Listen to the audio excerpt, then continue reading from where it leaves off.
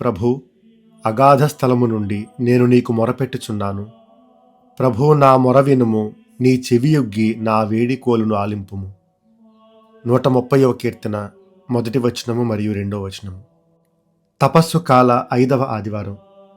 4 వారాలు గడిచిన తర్వాత వచ్చే ఆదివారం మ్రానికొమ్మల ఆదివారంగా ఈరోజు తల్లి తిరుసభ మనకు అందించేటువంటి సందేశం పునరుత్థానమును జీవమును అయిన యేసుక్రీస్తు. ఈనాటి సువిశేషము యోహాను సువార్త 11వ అధ్యాయము 1వ వచనము నుండి 41వ వచనం వరకు. లాజరును యేసుక్రీస్తు పునర్జీవితుణ్ణి చేసేటువంటి సువిశేష భాగం. 1వ వచనము దీనికి అనుసంధానంగా యెహెజ్కేలు గ్రంథం 37వ అధ్యాయము 12వ వచనం నుండి 14వ వచనం వరకు ఎండిన ఎముకలలో జీవం నింపబడటం మనకివ్వబడుతుంది. దైవార్చనలో గత 2 వారాలు జ్ఞానస్నానం పొందబోయే వాళ్ళకి మొదటి నిశిత పరిశీలన, 2వ నిశిత పరిశీలన జరిగిన తర్వాత ఈ వారం 3వ పరిశీలన. పూజా పుస్తకంలో ఉండేటువంటి దైవార్చన నియమాల ప్రకారం ఈ రోజు నుండి అంటే 5వ ఆదివారం నుండి గుడ్ ఫ్రైడే వరకు సిలువను స్వరూపాలను కప్పి ఉంచవచ్చు అనుంది. కానీ ప్రాంతాలను బట్టి ఆ ప్రాంతీయ మేత్రానుల సమాఖ్య, బిషప్స్ కౌన్సిల్ ఏదైతే ఉంటుందో వాళ్ళు నిర్ణయం తీసుకుంటారు. మన ప్రాంతంలో పవిత్ర గురువారం నుండి, కొన్ని ప్రాంతాల్లో మ్రానికొమ్మల ఆదివారం నుండి చేస్తారు. ఆ వెసులుబాటు ఈ రోజు నుండి కొన్ని ప్రాంతాల్లో ప్రారంభించవచ్చు. అసలు ఎందుకు ఇలా పాస్కాయత్త కాలంలో పవిత్ర వారంలో ముఖ్యంగా ఎందుకు సిలువను స్వరూపాలను ఎందుకు కప్పి ఉంచుతారు? పాస్కా పండుగ సమీపించే కొద్దీ మనకి యోహాను సువార్త నుండి సువిశేష భాగాలు ఇవ్వబడతాయి. యోహాను సువార్త 8వ అధ్యాయం 59వ వచనంలో యేసుక్రీస్తు ఎవరికి కనబడకుండా దేవాలయము నుండి దాగుకొని వెళ్ళిపోయాను. ఈ దాగుకొని వెళ్ళిపోవటం అనేది కేవలం శారీరకంగా మాత్రమే కాదు, ఆధ్యాత్మికంగా మానసికంగా కూడా ఒక శ్రమల ముసుగు లాంటిది. తన శ్రమల ముందు యేసుక్రీస్తుని యొక్క మహిమ అందరికీ కనబడకుండా అది గోప్యంగా గుప్తముగా దాచి ఉంచబడుతుంది. పూర్తిగా అది పవిత్ర శుక్రవారం రోజున, గుడ్ ఫ్రైడే రోజున అది ప్రపంచానికి తెలియచేయబడుతుంది. అలాగే మనం ఒక దేవాలయంలో ప్రవేశించినప్పుడు అవి మూసి ఉంచబడటం మనం ఎప్పుడైతే చూస్తామో అప్పుడు తన శ్రమల ముందు యేసుక్రీస్తు అనుభవించినటువంటి మానసికమైనటువంటి ఒత్తిడి, తన మనసులో కలిగినటువంటి ఆవేదనని మనకు గుర్తు చేస్తాయి ఇవన్నీ కూడా. అందుకే దైవార్చనలో సిలువను పవిత్ర శుక్రవారం, ఇదిగో సిలువమరాను అని చేసేటువంటి ఆరాధన రోజున దాన్ని మనందరికీ కూడా చూపిస్తే, స్వరూపాలు మాత్రం పాస్కా జాగరణ వరకు అవి కప్పి ఉంచుతాం. గమనించాలి, ఇది ఖచ్చితంగా అన్ని చోట్ల ఒకేలాగా చెయ్యాలి అని కాదు, సూచిస్తుంది. It is recommended that we do it. కొన్ని ప్రాంతాల్లో పవిత్ర వారంలో చేస్తారు, కొన్ని ప్రాంతాల్లో పాస్కా త్రయాహం 3 రోజుల్లో వీటిని నిర్వహిస్తారు. ఇంత అర్థవంతమైనటువంటి సాంప్రదాయాన్ని 800 సంవత్సరాలుగా శ్రీసభ ఆచరిస్తుంది. ఒక్కసారి గత 4 వారాలుగా తల్లి తిరుసభ మనకిచ్చినటువంటి పరిశుద్ధ గ్రంథ పట్టణాలని నెమరు వేసుకుందాం. మనకివ్వబడినటువంటి మొదటి పట్టణాలు: 1వ వారము సృష్టి, 2వ వారము అబ్రాహాముని గురించి, 3వ వారం బండ నుండి నీరు పుట్టటం, 4వ వారం సమూవేలు ప్రవక్త యొక్క పిలుపు, ఈరోజు 5వ ఆదివారం ఎండిన ఎముకలు. సువిశేషాల్లో కూడా ఒక ప్రవాహం కనిపిస్తుంది. మొదటి వారం యేసుక్రీస్తు ఎడారిలో శోధన, 2వ వారము యేసుక్రీస్తు దివ్యరూపధారణ, 3వ వారం సమరియ స్త్రీతో జరిగినటువంటి సంభాషణ, 4వ వారం గ్రుడ్డివాని యొక్క వృత్తాంతము. ఇదిగో ఈరోజు 5వ వారం లాజరుని పునర్జీవితుణ్ణి చేయడం. అంశాల యొక్క అమరిక ఎంత చక్కగా పొందుపరచబడిందో మనం చూడవచ్చు. ఇది మనతో పాటు జ్ఞానస్నానం పొందబోయే వాళ్ళను కూడా దృష్టిలో పెట్టుకుని జరిగినటువంటి ఒక పొందిక.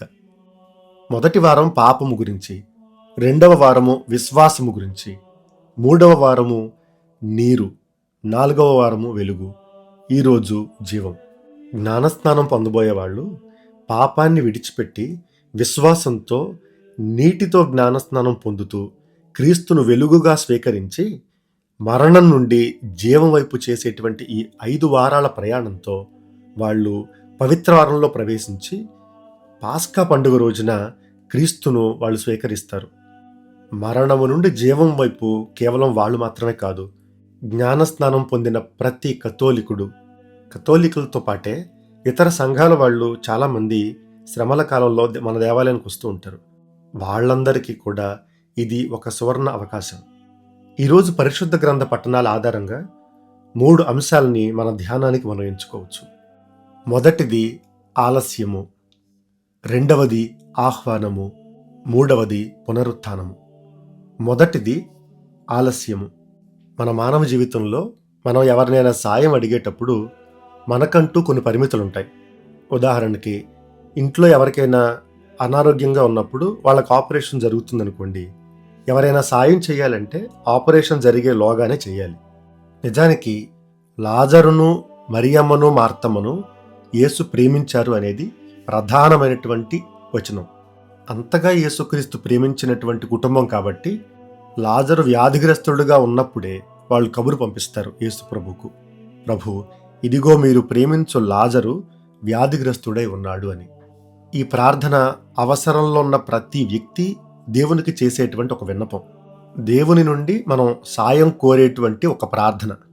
ఈ సువిశేష భాగంలో ప్రధానమైన పాత్ర లాజరు అనుకుంటాం. లాజరు అనేటువంటి పేరు ఎలియాజరు అనే పేరుకి కుదింపు, షార్ట్ ఫామ్ అని అంటాం. ఎలియాజరు అనే పదం 2 పదాల నుండి వస్తుంది. ఏల్ అంటే ప్రభువు, అసార్ అంటే సాయం, ప్రభువే సాయం చేస్తారు అనేది తన పేరు యొక్క అర్థం. అందుకే ఆలస్యం కాకముందే వాళ్ళు ప్రభువును సాయం కోరటం మనకి కనిపిస్తుంది. అక్క చెల్లెళ్ళిద్దరి యొక్క స్పందన మనం గమనిస్తే 21వ వచనంలో, ప్రభు మీరు ఇచట ఉండి ఉన్నచో నా సహోదరుడు మరణించి ఉండేవాడు కాడు. ఇది మార్తమ్మ యొక్క మాట. ఆ తర్వాత 32వ వచనంలో మరియమ్మ ఇచ్చేటువంటి స్పందన, ప్రభు మీరు ఇక్కడ ఉండి ఉన్నచో నా సహోదరుడు మరణించి ఉండేవాడు కాదు. ఒకే మాటని యోహాను గారు 2 సార్లు వాళ్ళిద్దరి స్పందనగా మనకు చూపిస్తున్నారు.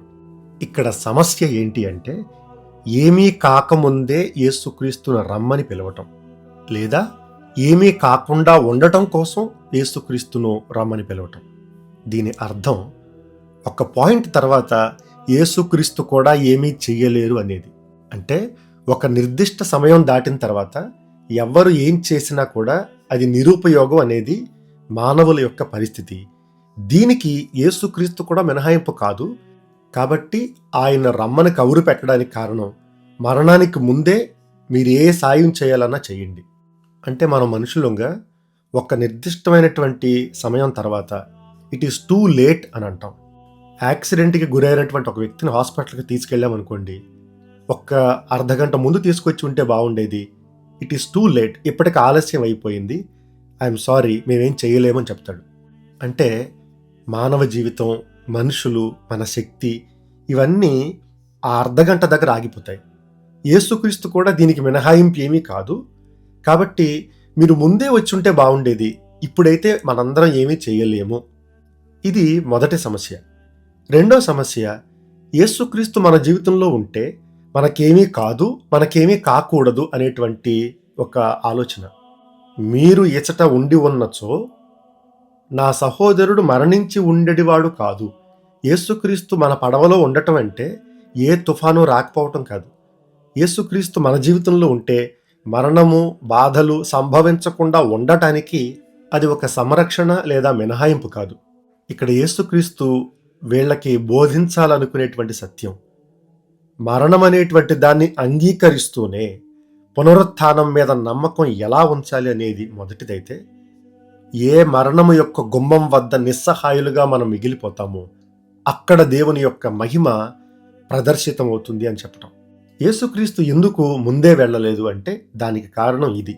ఇంకో కారణం, 4వ రోజు ఆయన ఎందుకు వెళతారు అంటే, యూదుల సాంప్రదాయంలో ఆత్మ అనేది ఒక మనిషి శరీరాన్ని పూర్తిగా వీడి వెళ్ళడానికి 3 రోజులు పడుతుంది. అందుకే యేసుక్రీస్తు 3వ రోజు ఉత్థానమైన లేదా 3 రోజుల తరువాత లాజరును పునర్జీవితుణ్ణి చేసిన మానవ పరిమితుల ప్రకారం ఆలోచిస్తే ఒక ఆత్మ పూర్తిగా శరీరాన్ని వీడిన తరువాతే యేసుక్రీస్తు ఉత్థానమయ్యారు లేదా పునర్జీవితుణ్ణి చేశారు అని. ఇది ఇప్పటి వేదాంత శాస్త్రం ప్రకారం లేదా ఇప్పటి తత్వశాస్త్రం ప్రకారం శరీరం వేరు, ఆత్మ వేరు అని ఇవన్నీ ఆలోచనలు రాకముందు యూదుల సాంప్రదాయంలో ఉండేటువంటి ఆలోచన ఇది. యేసుక్రీస్తు వాళ్ళని ప్రేమించారు కదా, మరి ఎందుకు వెళ్ళలేదు అంటే, ప్రేమించటం అంటే ఒక వ్యక్తికి శ్రమ రాకుండా కాపాడటం మాత్రమే కాదు, శ్రమల్లో వాళ్ళతో పాటు నిలబడటం, దాని నుండి వాళ్ళను బయటికి తీసుకొచ్చే ప్రయత్నం చేయటం. మన ఇంట్లో ఎవరైనా చనిపోయారనుకోండి, వాళ్ళ మరణాన్ని అడ్డుకునే ప్రయత్నం మనం అందరం చేస్తాం. కానీ మరణించిన తర్వాత కుటుంబం అనుభవించేటువంటి మానసికమైన క్షోభ, వాళ్ళు పెట్టే కన్నీళ్లు ఏవైతే ఉంటాయో వాటిలో నిలబడేటువంటి వ్యక్తి నిజంగా ప్రేమించిన వ్యక్తి. దేవుని మహిమ అక్కడ బయటపడుతుంది. వెళ్ళి ప్రాణాన్ని అడ్డుకోవటం, ప్రాణం పోకుండా కాపాడటం మాత్రమే కాదు, అది ప్రధానం. కానీ అంతటితో ఆగిపోయేవాడు మనిషి. దాన్ని దాటి మనల్ని స్వస్థపరిచేది దేవుడు. వీళ్ళందరూ ఏమనుకున్నారంటే, మరణించక ముందే మనం ఏదైనా చేయగలం, మరణించాక ఏమీ చేయలేము అని.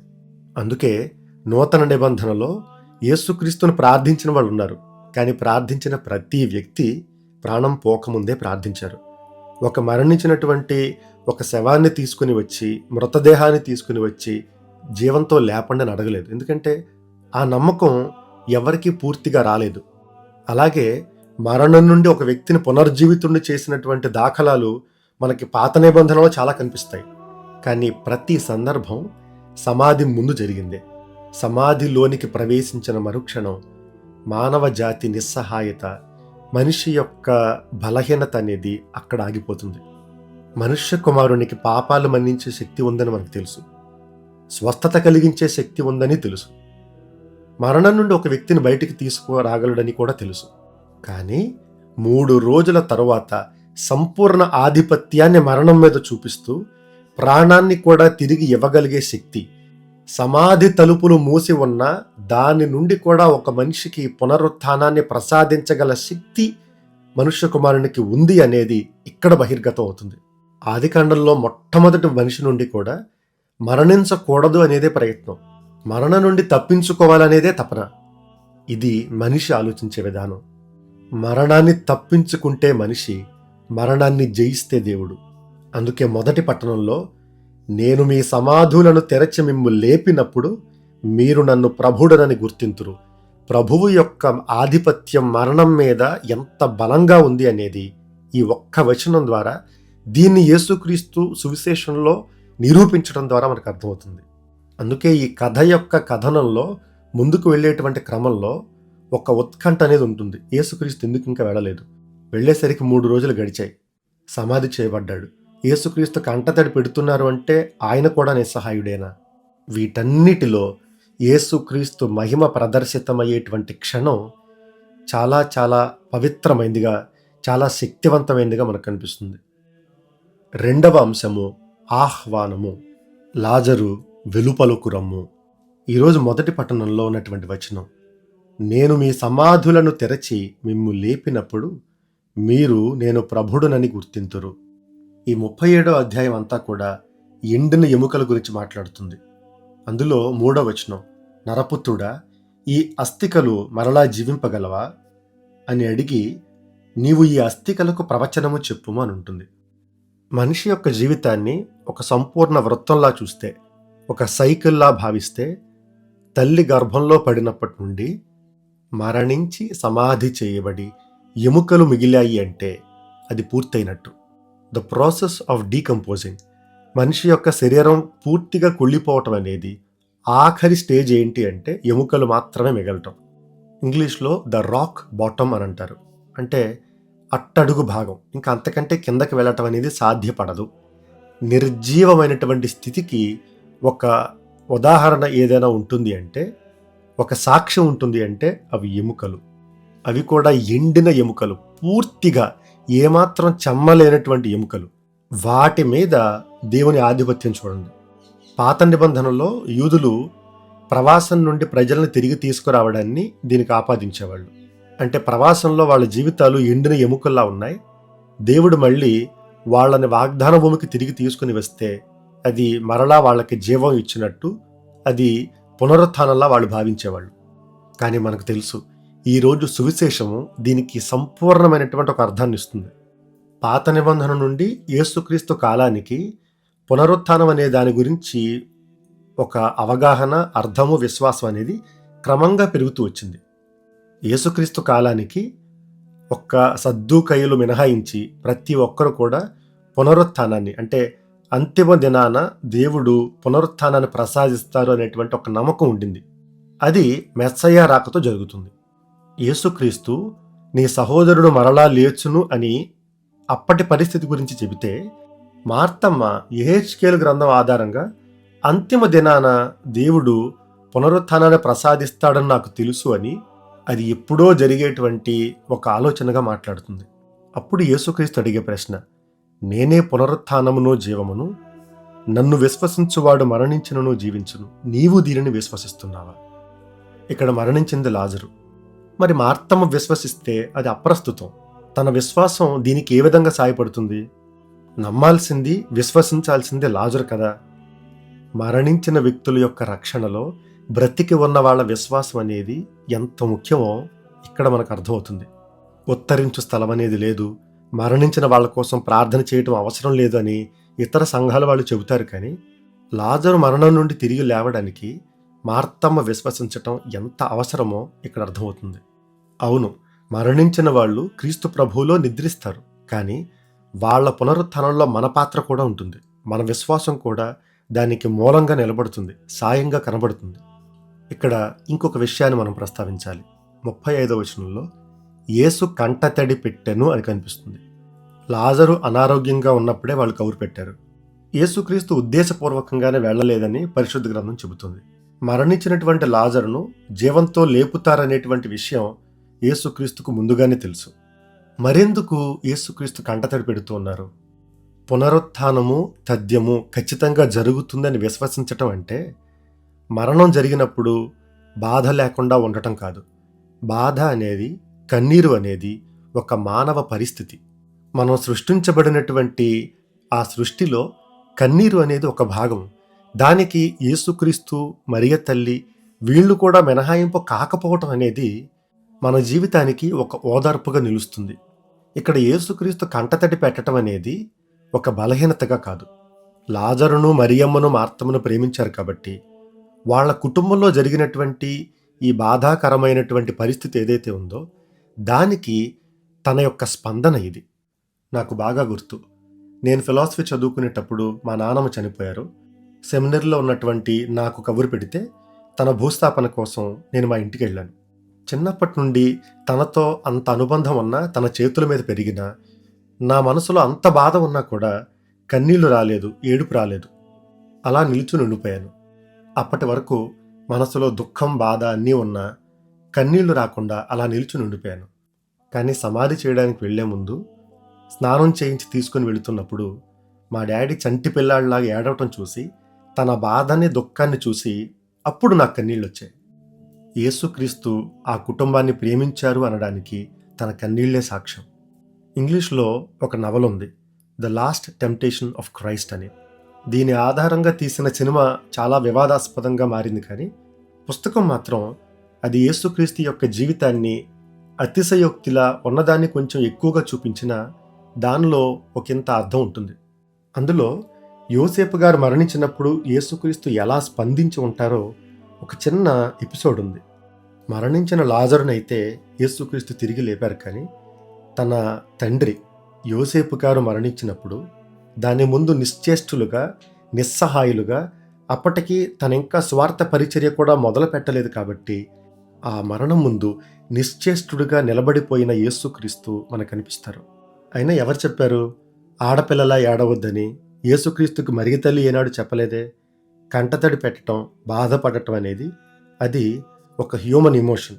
దాన్ని ఆడపిల్లలకి లేదా ఒక బలహీనతకి దాన్ని ఆపాదించడం వల్ల మనసు నిండా బాధ ఉన్నా కంటతడి పెట్టకుండా, ఏడవకుండా అదంతా లోపల దాచుకుని మనుషులందరూ కూడా ప్రెషర్ కుక్కర్లా తయారైపోతున్నారు. ముఖ్యంగా మగవాళ్ళు. యేసుక్రీస్తు యొక్క కన్నీరు ప్రతి మానవునికి, ఎవ్వరికి మినహాయింపు లేకుండా ప్రతి ఒక్కరికి కలిగేటువంటి ఒక అనుభవంగా మనకి సత్యంగా కనిపిస్తుంది. ఆ కంటతడిలో నుండి యేసుక్రీస్తు లాజరుని ఆహ్వానిస్తూ ఉన్నారు, పిలుస్తూ ఉన్నారు. అది ఎలాంటి పిలుపు అంటే, లాజరు బయటకు రా, స్నేహితుడిగా నిన్ను పిలుస్తున్నాను, ప్రభువుగా నిన్ను ఆజ్ఞాపిస్తున్నాను, దుర్వాసన కొట్టే ప్రేతానివి కాదని నిరూపించటానికి బయటికి రా. అందరూ నిన్ను గుర్తుపట్టేలా నువ్వు చుట్టబడిన ప్రేత వస్త్రాన్ని తొలగించిరా. కాపరి స్వరాన్ని గుర్తుపట్టే గొర్రె పిల్లల నా దగ్గరకు రా. బాకా లాంటి నా స్వరాన్ని విని నిద్రలో ఉలిక్కిపడి లేచిన చంటి పిల్లాడిలా బయటికురా. నిన్ను చుట్టిన చీకటిని విడిచి నా వెలుగులోనికి రా. నా పునరుత్థానానికి ఒక చిన్న గురుతుగా సమాధి నుండి బయటకురా. 3వ అంశము, నేనే పునరుత్థానమును జీవమును. ఇక్కడ యేసుక్రీస్తు నేను పునరుత్థానాన్ని ఇస్తాను అనలేదు, నేను పునర్జీవితుణ్ణి చేస్తాను అనలేదు, నేనే పునరుత్థానమును అన్నారు. I am. లాజరుకు తాను పునరుత్థానం, జ్ఞానస్నానం పొందబోయే వ్యక్తులకు తాను పునరుత్థానం, మానవ జాతికే తాను పునరుత్థానము. మనం బైబిల్ గ్రంథాన్ని చూస్తే పునరుత్థానానికి పునర్జీవనానికి వ్యత్యాసం ఉంది. యేసుక్రీస్తుది పునరుత్థానము, లాజరుది పునర్జీవనం. ఎందుకంటే మరలా చనిపోతాడు కాబట్టి. యోహాను సువార్తలో అద్భుతాలు ఉండవు, అద్భుత చిహ్నాలు ఉంటాయి. మనిషిని విశ్వాసం వైపు నడిపించేటువంటి గుర్తులవి. వాటిలో ఆఖరుది లాజరును జీవముతో యేసుక్రీస్తు లేపటం. యోహాను సువార్తలో జరిగేటువంటి సంఘటనలన్నీ కూడా మొదటి రోజు, ఆ తరువాత రోజు అంటూ సంఘటనలన్నీ కూడా 6 రోజుల సృష్టి రూపంలో చూపిస్తారు. వాటిలో 6వ రోజు మానవుని చేసిన రోజు. యోహాను సువార్తలో 6వ రోజుగా లాజరుకు జీవాన్ని ఇవ్వటం ద్వారా పాత నిబంధనలో పొందినటువంటి జీవానికి పునర్జీవితాన్ని యేసుక్రీస్తు ఇక్కడ ఇస్తూ ఉన్నారు. 6వ రోజు జరిగిన ఉత్తమమైనటువంటి సృష్టి, 7వ గుర్తు లాజరు యొక్క పునర్జీవనము. ఇక్కడ ఒక అందమైనటువంటి చిన్న గమనిక ఉంటుంది. యోహాను సువార్త 11వ అధ్యాయం 44వ వచనంలో లాజరు ప్రేత వస్త్రములతో బయటకు వస్తాడు. ఇదే యోహాను సువార్త 20వ అధ్యాయం 7వ వచనంలో ఇలా ఉంటుంది. తలకు కట్టిన తువ్వాలను చూచెను, అది నారవస్త్రములతో పాటు కాక విడిగా చుట్టి పెట్టబడి ఉండుట చూచెను. రెండింటినీ రాసింది యోహాను గారే. ఎందుకు నారవస్త్రముల గురించి అంత స్పష్టంగా, అంత ఉద్దేశపూర్వకంగా ఎందుకు రాశారు అంటే, లాజరు ప్రేత వస్త్రాలతో ఎందుకు బయటకు వస్తాడంటే, వాటితో తనకు మళ్ళీ అవసరం ఉంది కాబట్టి, మరలా చనిపోతాడు కాబట్టి మరలా చుట్టబడడానికి ప్రేత వస్త్రాలతోనే బయటకు వస్తాడు. కానీ యేసుక్రీస్తు మరణం అలా కాదు, తన ఉత్థానం అలా కాదు. మళ్ళీ వాటితో యేసుక్రీస్తుకు అవసరమే లేదు. అందుకే సమాధిని విడిచి వెళ్ళినప్పుడు నార వస్త్రాలని, తువ్వాలుని, వీటిని సమాధిలోనే వదిలిపెట్టి యేసుక్రీస్తు బయటకు వస్తారు. ఎందుకంటే ఆయన మళ్ళీ మరణించరు కాబట్టి. నేనే పునరుత్థానమును జీవమును. చనిపోయిన వారికి పునరుత్థానము, బ్రతికి ఉన్నవారికి జీవము. సర్వశక్తిగల సర్వేశ్వరుడు పిత, పుత్ర, పవిత్రాత్మ మనలను ఆశీర్వదించి కాపాడునుగాక. ఆమెన్.